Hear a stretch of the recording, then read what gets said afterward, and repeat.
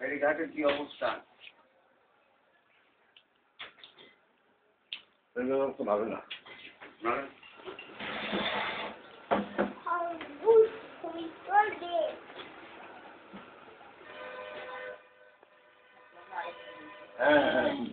और गैस को भी कष्ट हो तो तेरे वो काम चाहिए के বেশি কষ্ট শোনেন, যত কষ্ট হোক কষ্ট মনে হয় না, কিন্তু আলগা ঝামেলা খুব খারাপ হয়। ঢাকার বাড়ি নিয়ে খুব টেনশন। তাছাড়া অন্য কোনো যত ঝামেলা হোক বলে আমার কাছে কিছু মনে হয় না।